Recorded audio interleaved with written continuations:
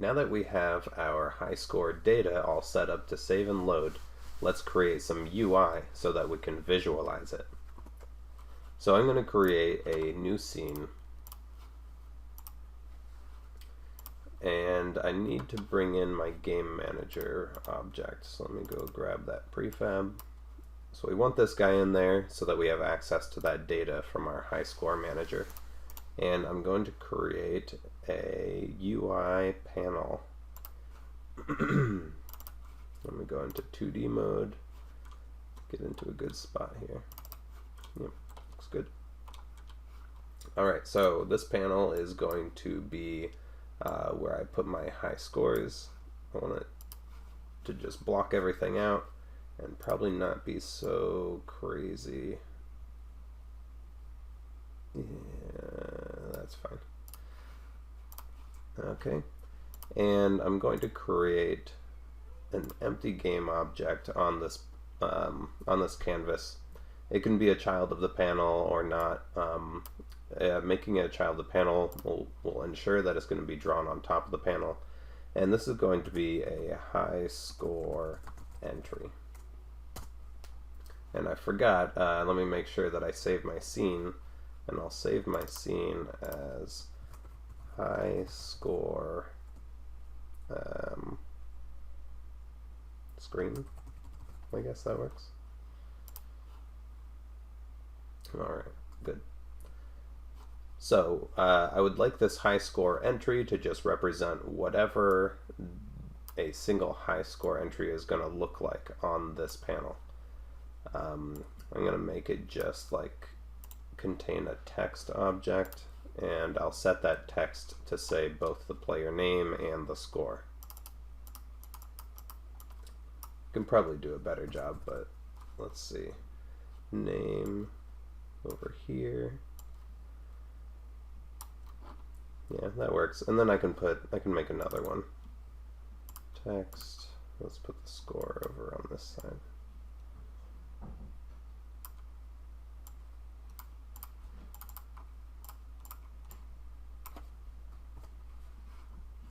Okay.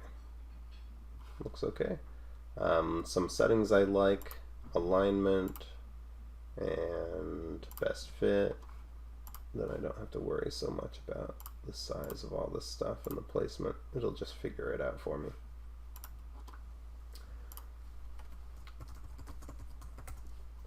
Okay, name text and score text.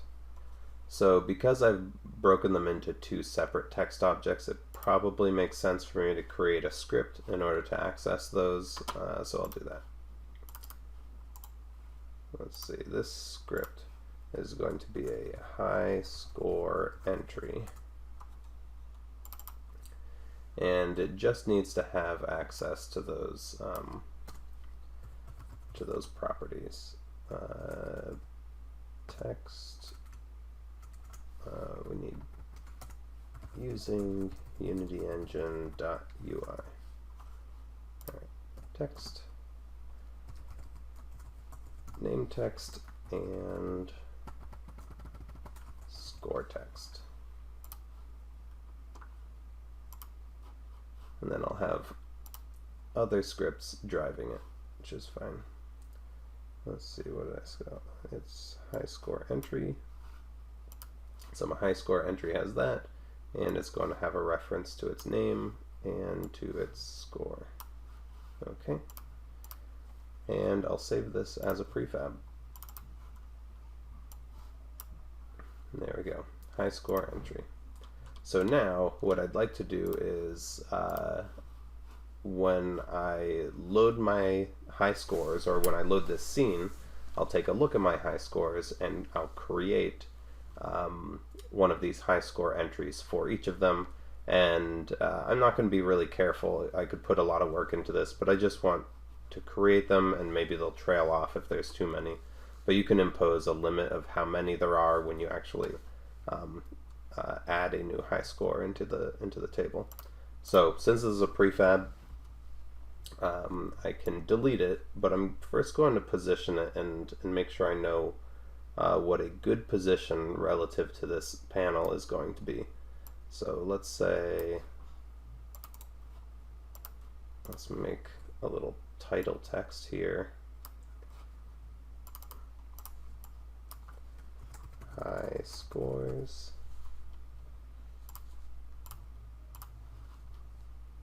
That looks good.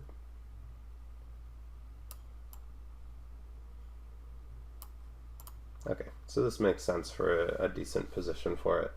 So this one is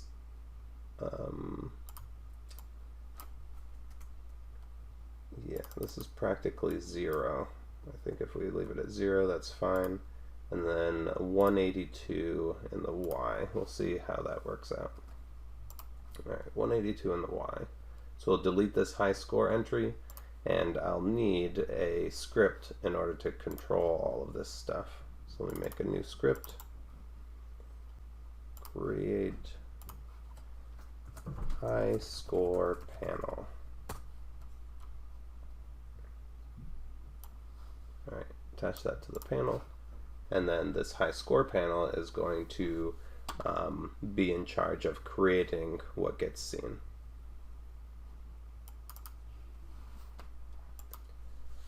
Right.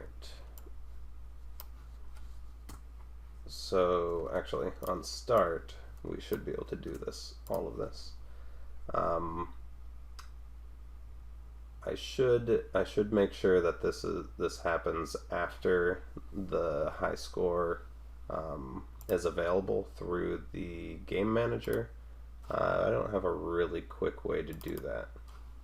Maybe I could change this so that it works on awake. Let's try that. That'll load the high score file and the saving. I'm done testing, so I don't need that anymore. Okay. Alright, so now definitely the high scores will be set up, and so I should be able to check the game manager object instance and get the high score manager component. High score, yeah, I can assume that it has it, and I can just make a list of high scores.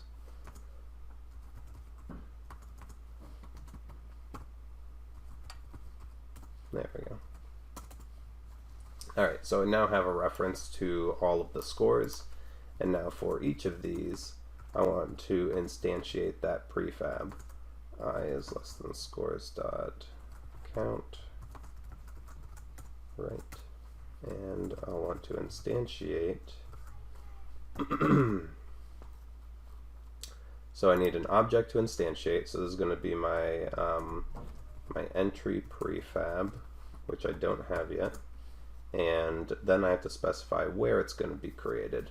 So new vector 3, what was it, 0, like 183, 0, something like that.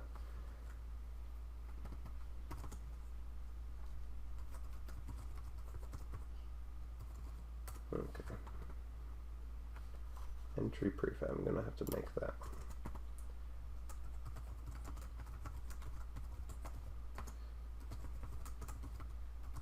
Okay, so I'll set up that reference.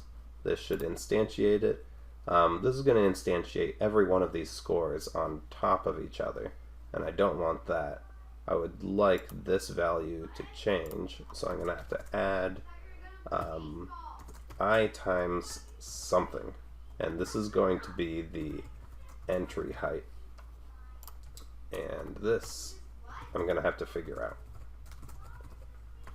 Let's do just like 200 for now and see how that works out.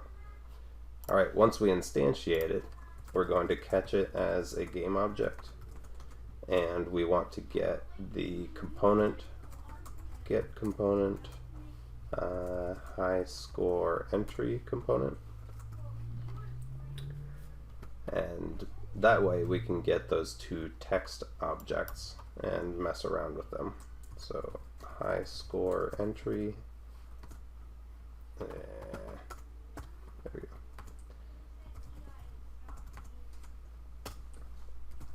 entry dot name text dot text is going to be this particular score dot name,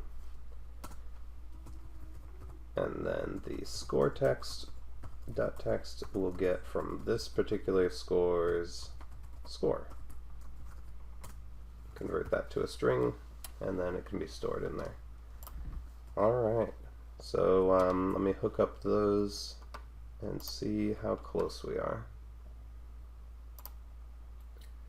Okay, so we need an entry prefab.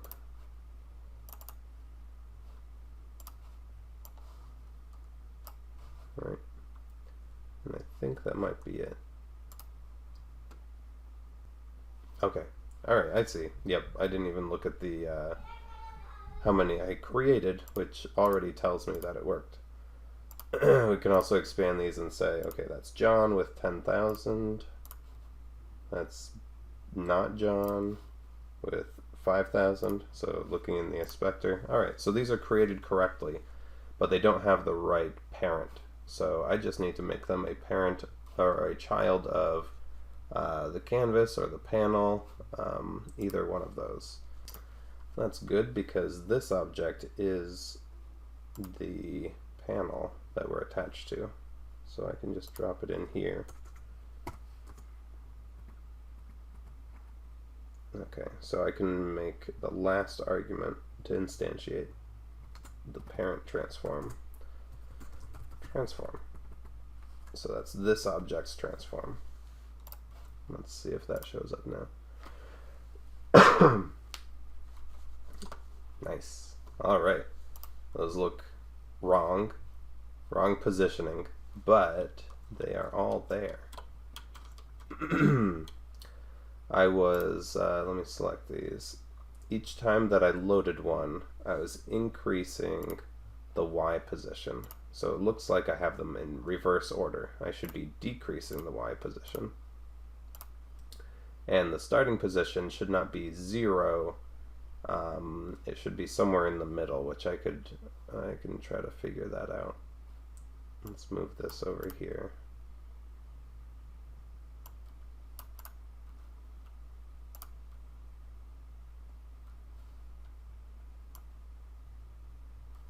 Okay, that's not it. I'm going to select this. There we go. Okay. So over here, it says that it's in position minus 651. But if I move it over here, it says it's 0. But that's not exactly working correctly. So let me say 651 is going to be its X position. And then when I move it here, this is 0. But it seems like it was down here.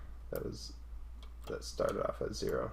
So the coordinate system's a little weird for me to work with. So about minus 300. And then it goes up 183. Okay. Alright, a little awkward. So minus 300, minus 650. Okay, so 300 up. Yes. Good. So let's try that. 300 plus that. And this is 650. Let's see if that does any better. Okay, so I got my first score, and then the rest of them are up there. So let me just subtract now. Instead of adding I times the height, we'll subtract, and the height looked a little big too. They're very far apart. So let me change that as well.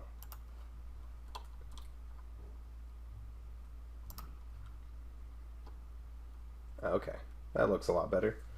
The height is still very, very big. I can get more refined values, but I'll just guess again.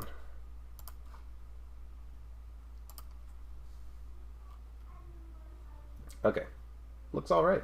It loads up and it works. So I could throw some buttons on here. I could even add an input field, which is how you could get text input from the user if they were like typing in their name for a new high score. But I just wanted to get it to this point of displaying and visualizing the data that we had created before. Keep in mind here that I was not being very careful about the positioning of the anchor points and the scaling of the UI elements. So if your screen is going to change size, or if you're changing the window size, or if you're on a different device, then you're going to have to spend a bit more time, put in some more work in order to make those adjustments. All right, I will see you in the next video.